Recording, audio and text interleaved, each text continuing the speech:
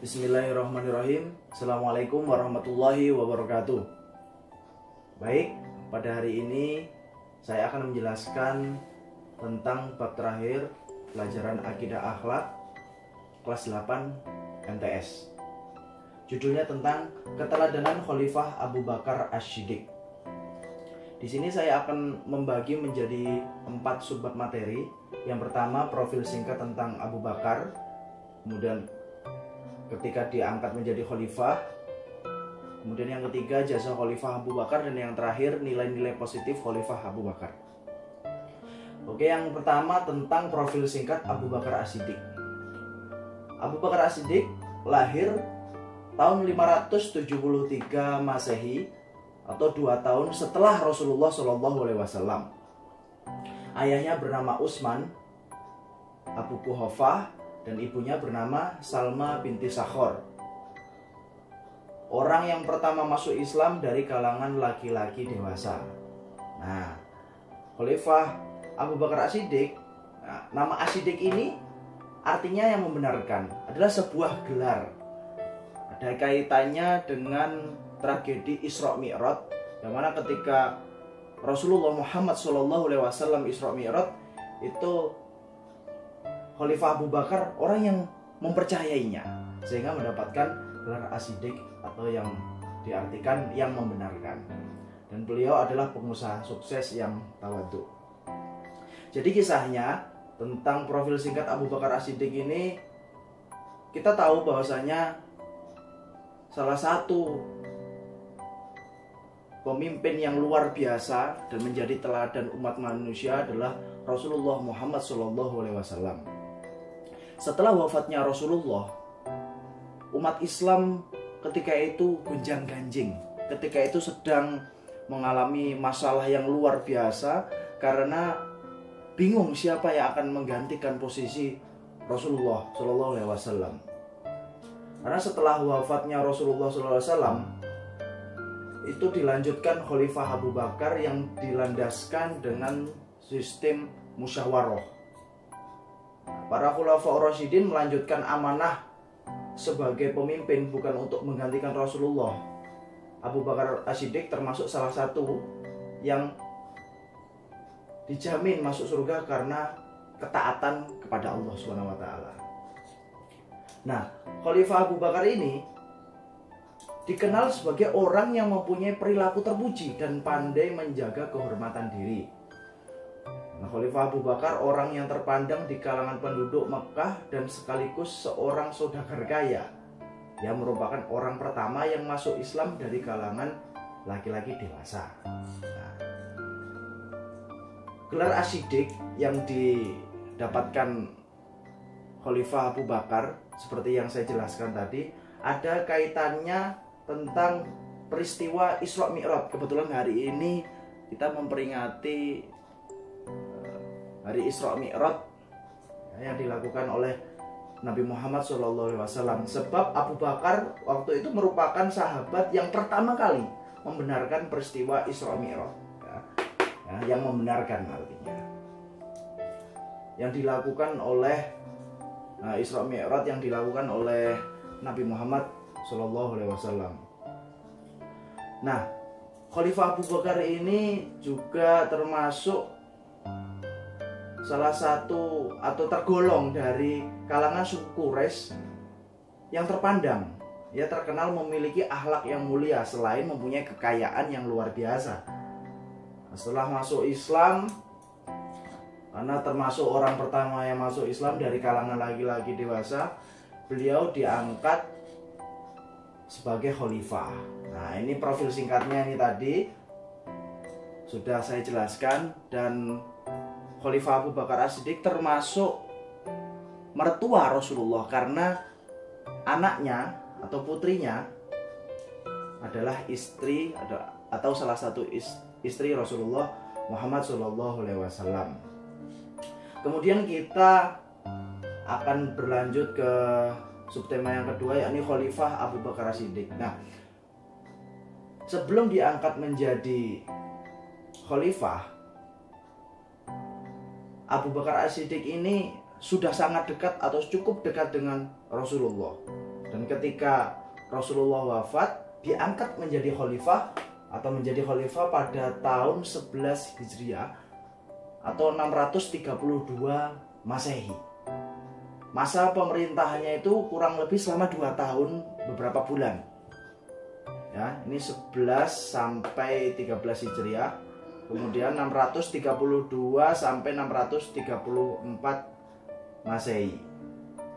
Nah, ketika diangkat menjadi khalifah, dalam sebuah riwayat beliau berpidato berkata seperti ini. Saya terpilih menjadi pemimpin kalian, meskipun saya bukanlah orang terbaik di antara kalian. Oleh karena itu, bantulah saya jika saya berada di jalan yang benar, dan bimbinglah saya, ingatkan saya apabila saya berbuat salah. Kebenaran adalah kepercayaan dan kebohongan adalah pengkhianatan. Orang-orang yang lemah di antara kalian akan menjadi kuat dalam pandangan saya, sehingga saya akan menjamin hak-hak mereka jika Allah menghendaki. Sedangkan orang-orang yang kuat di antara kalian adalah lemah dalam pandangan saya, sehingga saya dalam merebut hak dari mereka. Luar biasa.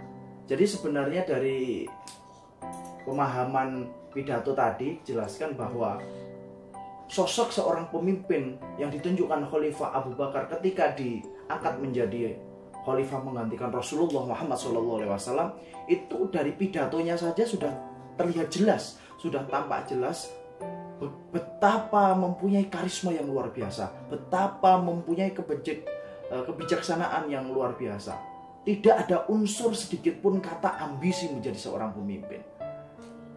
Berbeda dengan pemimpin-pemimpin yang sering kita jumpai, bahwasanya kadang-kadang posisi atau jabatan seorang pemimpin itu menjadi sesuatu yang diperebutkan, menjadi sesuatu yang vital untuk dimiliki seseorang. Jadi orang menjadi pemimpin banyak yang disalahgunakan untuk mencari gengsi, mencari gaji, dan lain sebagainya. Naudzubillah min dzalik. Jadi Khalifah Abu Bakar ini diangkat mempunyai keteladanan yang luar biasa, ditunjukkan dari pidato yang awal. Tidak hanya sekadar berpidato unsur-unsur politik saja, tapi hanya disampaikan dari lubuk hati yang paling dalam, menunjukkan bahwasanya tidak ada ambisi untuk menjadi pengganti Rasulullah. Nah, posisi itu didapatkan hasil dari musyawarah bersama. Nah, ketika diangkat menjadi khalifah atau Khalifah Abu Bakar As-Siddiq, kita akan lanjut kepada tentang jasa-jasa Khalifah Abu Bakar As-Siddiq. Tadi kita sudah menjelaskan secara singkat tentang profil singkat, ya, tentang lahirnya Khalifah Abu Bakar, ayah ibunya, dan seterusnya. Kemudian ketika diangkat, kini kita beranjak ke jasa Khalifah Abu Bakar As-Siddiq.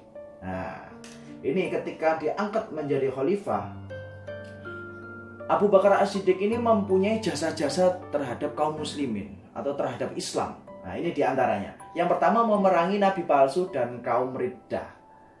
Nah, memerangi nabi palsu. Jadi ketika Rasulullah Muhammad SAW wafat, banyak orang yang mengaku-ngaku menjadi nabi. Aku adalah pengganti, aku adalah nabi. Padahal Rasulullah sendiri adalah nabi akhir zaman, tidak ada nabi setelah itu. Nah, kaum riddah itu adalah orang-orang murtad. Jadi Abu Bakar As-Siddiq ini PR terbesar pertama itu memerangi nabi-nabi palsu dan kaum riddah. Ya. Setelah Rasulullah wafat, banyak di antara umat Islam dan dari suku-suku bangsa Arab yang tidak mau tunduk lagi kepada pemerintahan Madinah, karena ketika itu pemerintahan terpusat di Madinah. Mereka menganggap bahwa perjanjian yang dibuat dengan Nabi Muhammad SAW batal setelah Rasulullah wafat. Nah, jadi seakan-akan peraturan dalam Islam yang dipimpin oleh Rasulullah itu hanya berlaku ketika ada nabi saja. Nah, itu salah padahal. Ya, maka dari itu ada pemilihan khalifah yang menggantikan atau memegang agama, memegang pemerintahan Islam ketika itu supaya tidak kocar-kacir. Nah, mereka menentang Khalifah Abu Bakar ketika diangkat, gitu ceritanya. Jadi ada yang mengaku-ngaku nabi, ada yang keluar dari Islam atau murtad. Dan mereka ada yang terkenal itu, namanya Musailamah Al-Kadzab. Ini yang udah terkenal sekali ya, berasal dari suku Yamamah. Dia mengaku-ngaku nabi, aku adalah nabi apa ketika itu. Itu namanya Musailamah Al-Kadzab. Kemudian ada juga yang dari Bani Asad namanya Tulehah. Ya, ada juga Sajjah Tamimiyah berasal dari Bani Tamim, kemudian kawin dengan Musailamah Al-Kadzab. Nah, namanya aja gelarnya Al-Kadzab, pembohong. Nah, kemudian Aswad Al-Ansi dari Yaman. Nah, hal yang demikian akan menyesatkan umat karena ketika Rasulullah wafat, orang-orang yang tadi sudah seakan-akan bergabung di pemerintahan Islam itu memanfaatkan kondisi. Makanya kalau dia menjadi seorang pemimpin, menjadi seorang nabi, umat Islam akan tersesat kalau percaya seperti itu. Nah, ini jasa khalifah. Dan setelah itu, oleh karena itu Khalifah Abu Bakar mengirim pasukan yang dipimpin Khalid bin Walid untuk memberantas nabi-nabi palsu. Nah, cara menyadarkan kaum murtad dan nabi palsu, Khalifah Abu Bakar menyusun 11 pasukan yang dipimpin oleh seorang panglima perang. Jadi perang seolah-olah udah seperti kumpulan kaum sendiri, kaum Riddah ini dan nabi palsu. Wah, ada kesempatan untuk menguasai politik atau menguasai pemerintahan di Madinah ketika itu. Kemudian jasa yang kedua menyadarkan orang-orang yang tidak bayar zakat. Nah, pada masa Khalifah Abu Bakar itu bukan hanya orang-orang murtad dan nabi palsu saja, tapi juga ada orang yang tidak mau bayar zakat lagi. Orang-orang yang tidak mau membayar zakat berpendapat bahwa kewajiban membayar zakat itu seolah-olah hanya ketika pada masa Rasulullah hidup. Nah, karena Rasulullah SAW sudah wafat, maka tidak ada kewajiban lagi membayar zakat. Mereka kurang memahami ajaran Islam bahwa kewajiban membayar zakat itu termasuk rukun Islam dan harus ditunaikan oleh umat Islam. Nah, karena mereka menolak, dengan sikapnya yang tegas, Abu Bakar memerintah pasukan muslim untuk menaklukkan mereka. Perang antara kaum muslim dan kaum ingkar zakat ini tidak berlangsung lama. Pasukan muslim dapat mengalahkan mereka. Mereka kembali mematuhi ajaran Islam dan membayar zakat. Jadi di poin yang kedua, menyadarkan orang-orang tidak berzakat, dari awal dan kedua saja sudah jelas bahwasanya ketika Rasulullah Muhammad SAW wafat, itu kubu-kubu yang munafik, kubu-kubu yang kaum muslim yang nifak, mempunyai hati yang naudzubillah busuk, ya bisa dikatakan tanda kutip busuk, itu hanya sekedar ikut saja. Jadi ketika masuk Islam itu karena kelompoknya lemah, akhirnya ya udah Islam aja lah.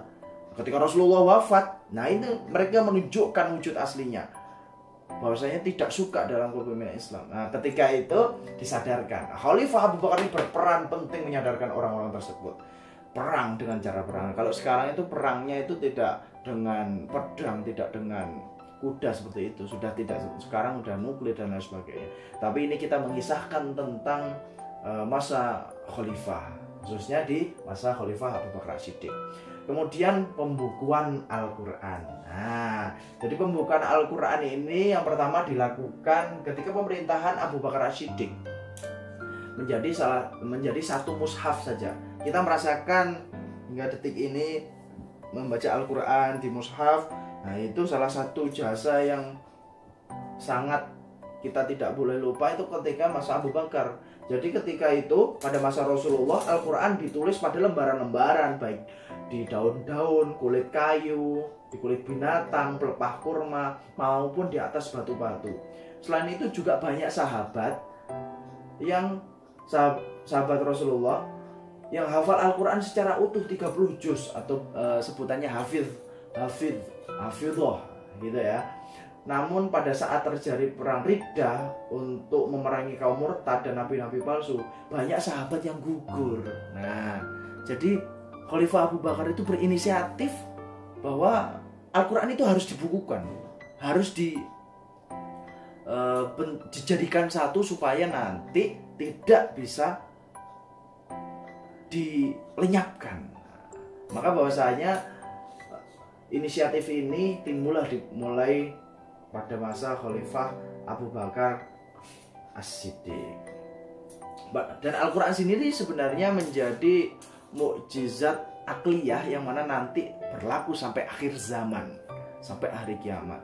Karena kita sudah belajar di bab sebelumnya tentang pembagian mukjizat dibagi menjadi dua. Nah, ingat ya semuanya ya, mukjizat kauniyah, kemudian mukjizat akliyah. Dan Al-Quran salah satu mukjizat, yakni dari kategori mukjizat akliyah. Nah, begitu. Kemudian yang keempat, perluasan wilayah Islam.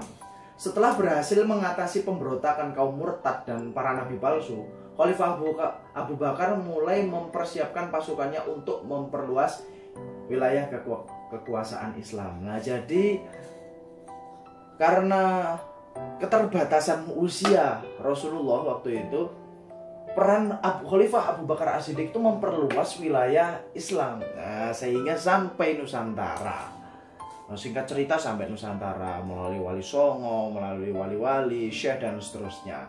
Jadi wilayah Islam ini ketika zaman Khalifah Abu Bakar As-Siddiq khususnya itu mulai dilebarkan sayapnya atau mulai diluaskan wilayahnya, sehingga dakwah li'ila'i kalimatillah itu menjadi peran wajib seorang muslim. Nah, kita semua juga seperti itu.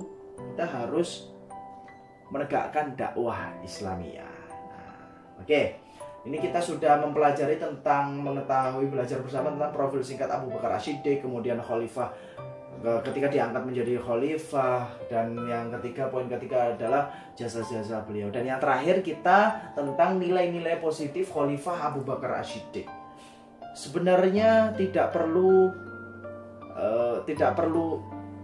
banyak bertele-tele, tidak perlu banyak kita klasifikasi satu persatu, banyak sekali sikap positif keteladanan seorang pemimpin masa khalifah atau pemimpin yang mempunyai ketakwaan yang tinggi kepada Allah. Nah, ini kita ambil beberapa poin saja ya. Salah satunya adalah Khalifah Abu Bakar itu adalah pribadi yang dermawan.